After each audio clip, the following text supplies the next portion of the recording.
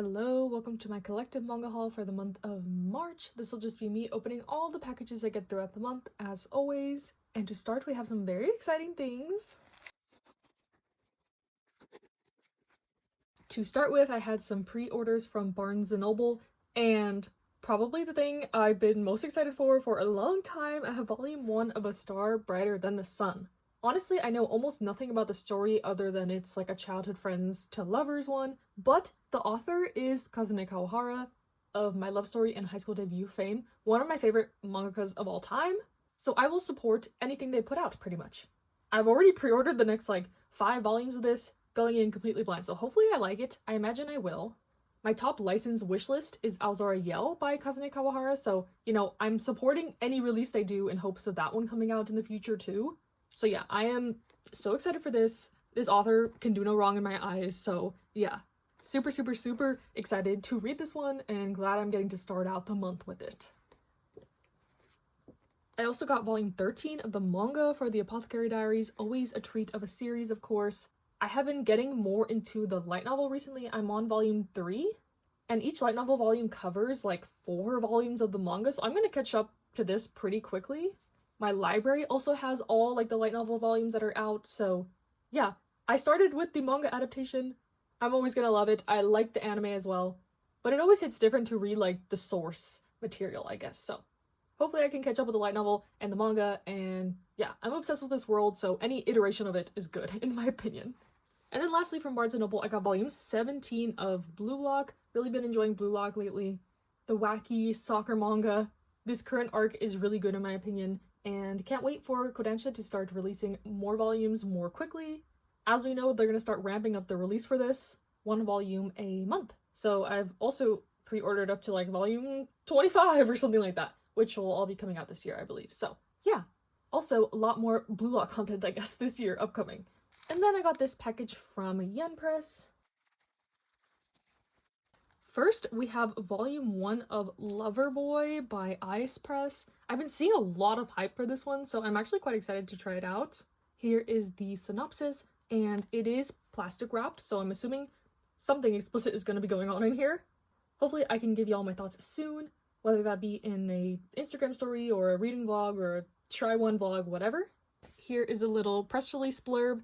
It says this is coming out on April 22nd, but seems like, it'll have childhood friends, the protagonists are bisexual apparently, and it compares it to Delinquent Daddy and Tender Teacher, which I love, Tied to You, which I don't love, so yes, very intrigued by this one.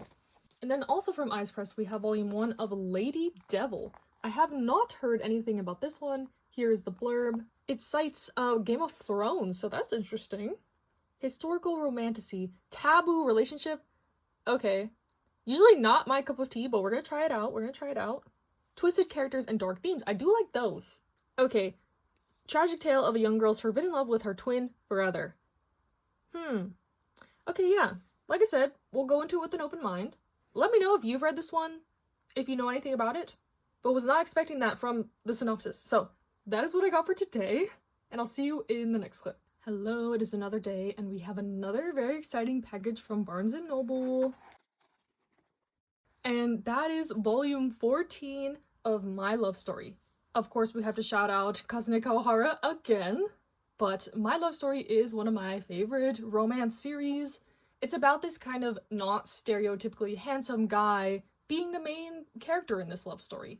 And it's just sweet high school shenanigans overall, but this is a sequel spin-off of the characters in college that released quite far after the last volume of the main story, so I didn't know if we would get this in English or what the vibe was, but I'm super happy to have it.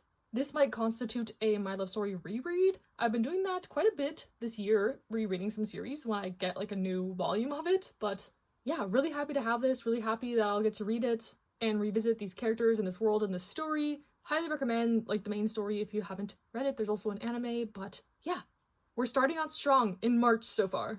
Hello, today I wanted to insert a really quick shopping clip into this video, but I went on a trip with my friends this weekend to San Diego, and there is a book off in San Diego.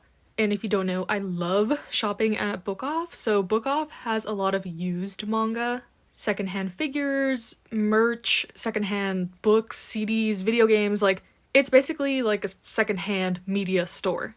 It's a chain that originates in Japan, but there is a lot of locations in California, specifically the LA area. The closest thing I can compare it to is kind of like a half-price Books. But yeah, with this one in San Diego, I have officially gone to all the book offs in California, so I honestly wasn't particularly looking for anything specific, but more so to just check this off my list and say that I've been there. But I did walk away with a couple things. This book off was quite large, but I feel like the kind of figure merch section was bigger than the English manga section. It was quite small, only like one little aisle. As opposed to others like the Costa Mesa location that is like 3 aisles of manga, or the Gardenia one, which is like 5 aisles of Japanese manga. So each book off is a little bit different, which is why I was curious to go check it out and see what the vibe was. So yeah, happy I was able to like officially check this off my list. And these are the volumes I ended up getting at the book off. Their prices are not super great, only like a couple dollars off retail, but sometimes you can find a lot of out-of-print, rare stuff. But since I felt like I couldn't walk away without getting anything, I got volumes 1 and 2 of 7th Time Loop. As we all know, I've been quickly obsessed with villainess, isekai, manga, and I've seen this one floating around. I'm not sure if it's based off a light novel, / if that light novel is available in English. I think there's also an anime for this, so yeah. I don't know, I just saw it and I picked it up and hopefully I enjoy it. And then I got volume 4 of Run on Your New Legs. I've only read the first volume of the series, but it's only 5 volumes, I think, and seeing this there kind of reminded me, like, oh, I need to, like, finish the series / continue it. It's about this guy who takes up running after losing his leg in an accident and being introduced to kind of prosthetics and that world of athletics. So yeah, that is what I got at the book off. But also, since I was gone for like 5 days, I have kind of a mountain of Barnes & Noble packages.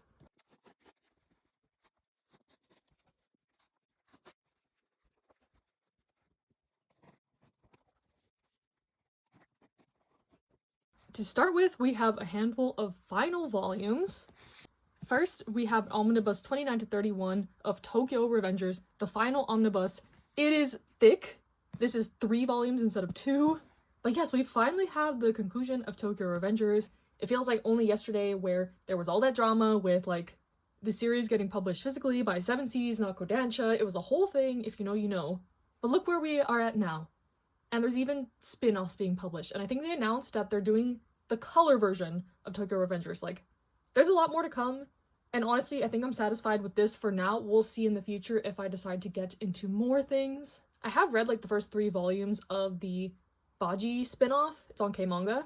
But I wasn't like in love with it enough to buy the physical volumes. That might change. Who knows? But yes, I'm very glad to finally have the conclusion of the series physically. I plan to reread it sometime soon in like all of it physically. I finished this on the K-manga app sometime last year, I think. So it's been a while. But very exciting, especially for people who were like reading the physical release, I guess. You're finally at the finish line. Then I got the final volume of Who Made Me a Princess? I'm like 2 volumes behind on this one. I was saving to read when I got this one. And I really like this one. The art is gorgeous. It's a like reincarnation isekai story. But some things kind of made me mad in the middle and they're still kind of resolving those issues. So we'll see how it ends and how I end up liking it. But I was willing to stick it through and like see to the end, I guess. So yeah, the beginning of the series was really strong in my opinion. Then it kind of dipped in the middle and we'll see how it concludes. And then definitely a bittersweet one, we have volume 3 of the light novel For the Other World's Books Depend on the Bean Counter. I didn't know this was the last volume until they started advertising it as that. And this volume is thinner than the other 2 light novel volumes, so hopefully this one ends nicely, satisfyingly. This one is a BL isekai, fantasy, romance type vibe, and I really, really like it. I love the manga as well. So yeah, I'm just sad to see this go. Hopefully it has a good ending. Next, I have a handful of manhwa volume 2s. So Ice Press had sent me all the volume 1s of these, and I liked them enough to continue myself. You can see all my impressions in the volume 1 try-vlog I posted a while ago, but first we have volume 2 of Men of the Harem. This one is by the same author as The Remarried Empress, which I love. And from the get-go, there's already a ton of drama in this one, so we'll see how I continue to enjoy it or if I don't like it going forward. But this one is also on Webtoon if I want to continue like on Webtoon like I do with Remarried Empress, but I still buy the physical volumes. We'll see. But I was very intrigued by the first volume of this. Next we have volume 2 of My Secretly Hot Husband. This one's kind of a mix of like Cinderella and Beauty and the Beast, but isekai, and I really enjoyed the first volume, so eager to read more into this one. And then I got volume 2 of Semantic Error. This one, I thought the first volume was kind of just okay. They kind of have an enemies to lovers dynamic, which is not my favorite, but I saw the potential, like, enough for me to enjoy it, to keep going. And I got a lot of comments about this one when I first was talking about it. Mixed opinions. People saying, like, the manhwa gets worse, the drama is better, that the manhwa is amazing. Like, very divisive opinions on this one. So now I'm kind of more curious to just keep going, just to see, like, what I think about it. So yeah, I'm very open to trying the drama, but we all know my preferred medium is usually the source material. And then I have volume 22 of What Did You Eat Yesterday? Always a treat to get one of these volumes. I think I'm also a couple behind on this because it's kind of one you have to savor. They only come out like once a year, so yes, I do love me my old man yaoi, so I have to ration it a little bit, I guess. Then we have volume 12 of A Condition Called Love. I'm also a volume behind on this one because I feel like the last volume came out like last month. It's very quick, but I am not complaining. I love this manga. I love this relationship. It's a high school one where these two characters are trying to kind of figure out their definition of a relationship and love and romance and the trials and tribulations with that in high school and youth, stuff like that, but it's really good in my opinion. And then I have volume 3 of Friday at the Atelier. This one I think has 4 volumes, so we're almost at the end. It's a short series about this kind of quirky artist running into this girl who he immediately is like, you are my muse, please come do modeling for me. But it's like a nude modeling situation, so even though this says explicit content warning so far, it's just been like artistic nudity, I guess. So take that as you will.